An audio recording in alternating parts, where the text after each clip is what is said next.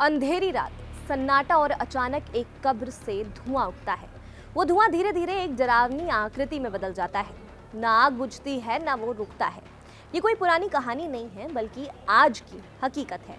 शरीफ उस्मान हादी अब इस दुनिया में नहीं है, लेकिन उसकी कट्टर सोच एक जिन्न की तरह बांग्लादेश की सड़कों पर घूम रही है। वो जिन्न मीडिया हाउस में आग लगा रहा है, अल्पसंख्यकों को जला रहा है, और अब उसकी आंच भारत की सीमाओं तक भी पहुंच रही है। क्या ये जिन्न बुझ पाएगा या पूरे बांग्लादेश को तबाह करके मानेगा? चलिए इस रहस्य को परत दर परत खोलते हैं। सबसे पहले समझते हैं कि शरीफ उस्मान हादी कौन था। वो कोई साधारण आदमी नहीं था, एक युवा नेता जो 2024 के छात्र आंदोलन में प्रमुख चेहरा बना। यह आंदोलन शेख हसीना की सरकार के खिलाफ था, जो नौकरी कोटे पर शुरू हुआ लेकिन हिंसा में बदल गया।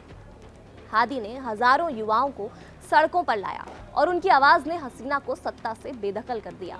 लेकिन हादी की सोच सिर्फ रिफॉर्म तक नहीं थी, वो कट्टर इस्लामी विचारों से प्रभावित था, जो अल्पसंख्यकों और सेकुलरिज्म के खिलाफ था। हादी की मौत 18 दिसंबर 2025 को सिंगापुर के अस्पताल में हुई। वो वहां इलाज के लिए गए थे, लेकिन अचानक उनकी हालत बिगड़ते ही मौत हो गई।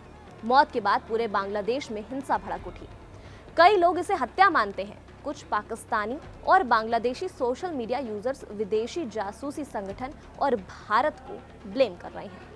हादी की लाश अभी कब्र में ताज़ा है, लेकिन उनकी सोच, वो कट्टरवाद जो इंडिया को दुश्मन मानता है, जिन्न की तरह जिंदा है।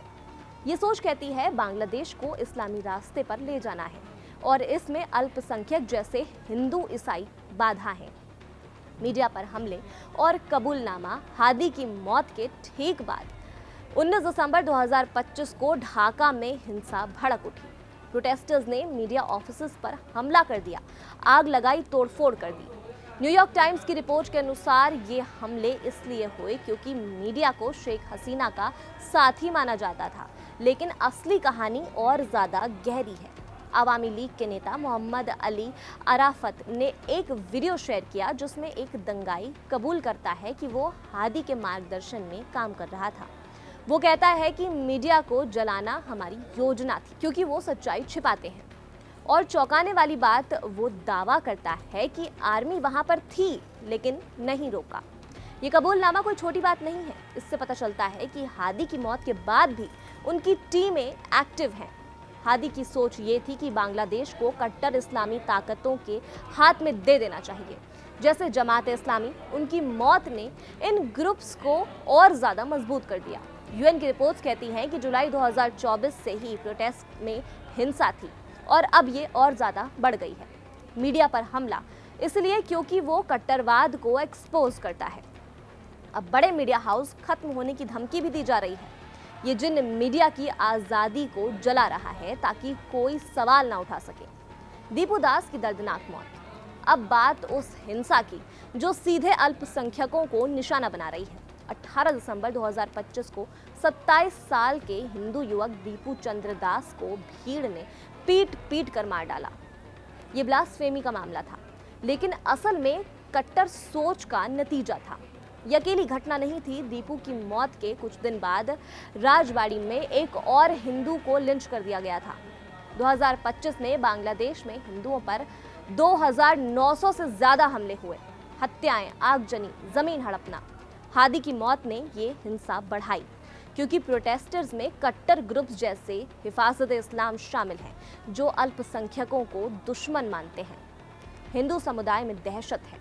रिपोर्ट्स बताती हैं कि रंगपुर, चंडगांव, ढाका में हिंदू रोज अपमान झेलते हैं। बांग्लादेश के हिंदू करीब 2.5 करोड़ भारत से मदद मांग रहे हैं। बांग्लादेश में अनुमानित 625 लोग हिंसा के शिकार हुए। 2019 में ही 65 लोगों को भीड़ ने मार डाला। 2024 के बाद की राजनीतिक उथल-पुथल में रिपोर्ट्स के मुताबिक 70% से ज्यादा हिंसा के पीड़ित धार्मिक अल्पसंख्यक रहे।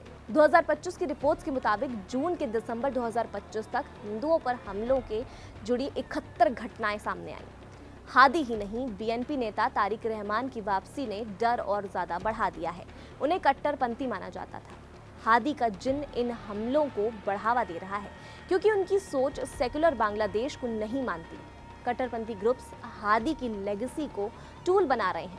वोट बैंक के लिए, पावर के लिए। अंतरिम सरकार के प्रमुख मोहम्मद यूनुस पर आरोप है कि वो कट्टरवाद को रोक नहीं रहे हैं। आर्मी की चुप्पी सवाल उठाती है कि हादी का चिन्ह समाज को बांट रहा है और सरकारें कमजोर पड़ती जा रही हैं। अगर हिंसा बढ़ी तो पलायन होगा, भारत के लिए रेफ्यूजी क्राइसिस होगी। भारत के लिए ये क्यों बड़ा खतरा है? 1971 में हमने उनकी आज़ादी के लिए बलिदान दिया, लाखों शरणार्थियों को शरण दी, लेकिन अब ये संकट हमारी सुरक्षा को चुनौती दे रहा है। असम, त्रिपुरा, मेघालय, मिजोरम और पश्चिम बंगाल इससे जुड़े हैं। अगर बांग्लादेश में अस्थिरता बढ़ी तो बॉर्डर पर असर पड़ेगा। अवैध घुसपैठ पहले से समस्या है। काम की तलाश में या राजनीतिक कारणों से लोग आते हैं। अब हिंसा और आर्थिक संकट से लाखों लोग भारत की तरफ रुख कर रहे हैं। घुसपैठिए फर्जी दस्तावेज बनाकर बस जाते हैं, जो स्थानीय लोगों में तनाव पैदा करता है। पूर्वोत्तर में अलगाववाद की जड़ें अब कम हो रही हैं, लेकिन बांग्लादेश से समर्थन मिला तो ये फिर सक्रिय हो सकते हैं। कट्टरपंथ का डर सबसे बड़ा है। बांग्लादेश सेकुलर था, लेकिन अब इस्लामिस्ट ग्रुप्स जैसे जमात इस्लामी और इस्लामी छत्र शिविर मजबूत हो रहे हैं। कट्टरपंथ फैला तो भारत के पूर्वोत्तर में मुस्लिम बहुल इलाकों में सामाजिक संतुलन बिगड़ सकता है। ड्रग्स, हथियार और मानव तस्करी बढ़ने की आशंका है। बीएसएफ पहले से तैनात है, लेकिन अस्थिर पड़ोसी से खतरा दोगुना हो जाता है। दूसरी तरफ पाकिस्तान और चीन अशांत बांग्लादेश में अपनी पकड़ बना रहे हैं। पाकिस्तानी मिलिट्री डेलीगेशन चीन इंफ्रास्ट्रक्चर में निवेश कर रहा है। चीन के बीआरआई प्रोजेक्ट्स बढ़ रहे हैं। अगर बांग्लादेश दूर हुआ तो भारत का सामरिक नुकसान होगा। शरणार्थी संकट सबसे खामोश लेकिन विस्फोटक होता है। अगर संकट लंबा खिंचा तो लाखों लोग भारत आएंगे। 1971 में 1 करोड़ शरणार्थी आए थे। अब फिर से वैसा हो सकता है। रोहिंग्या पहले से समस्या है, उनके कैंप से घुसपैठ हो सकता है। अगर रिश्ते बिगड़े तो भारत का पूर्वोत्तर अलगाव में पड़ सकता है। भारत को क्या करना चाहिए? बड़ा भाई की भूमिका में भारत को सतर्क लेकिन सहयोगी रहना होगा। पूर्वोत्तर में लोकल इंटेलिजेंस मजबूत करें। घुसपैठ रोकने के लिए कम्युनिटी अलर्ट भी जरूरी है। शरीफ उस्मान हादी कब्र में हैं, लेकिन उनका जिन्न, वो कट्टर सोच बांग्लादेश को तबाह कर रहा है। ये सोच हिंसा, डर और बंटवारे का ईंधन है। पड़ोसी की आग सीमा नहीं देखती, इसलिए ये डर नहीं, रियल डेंजर सिग्नल है। भारत को सतर्क रहना होगा। हमारी पूर्वोत्तर सुरक्षित रखना हो जरूरी है। 1971 में हमने साथ दिया, अब भी शांति के लिए मदद कर रहे हैं, लेकिन तैयारी पूरी रखें। अगर बांग्लादेश कमजोर पड़ा तो भारत को लंबा सिरदर्द झेलना पड़ सकता है। शांति, सहयोग और सतर्कता ही रास्ता है। सवाल सबसे बड़ा कि इसका समाधान क्या है? कानून लागू करना, कट्टर ग्रुप्स पर कंट्रोल और सेकुलरिज्म की रक्षा। भारत की डिप्लोमेसी से दबाव बनाना चाहिए। अगर नहीं रुका तो आंच और ज्यादा फैल सकती है। इतिहास बताता है कि ऐसे जिन्न आसानी से नहीं बुझते, लेकिन एकजुट होकर जरूर बुझाए जा सकते हैं।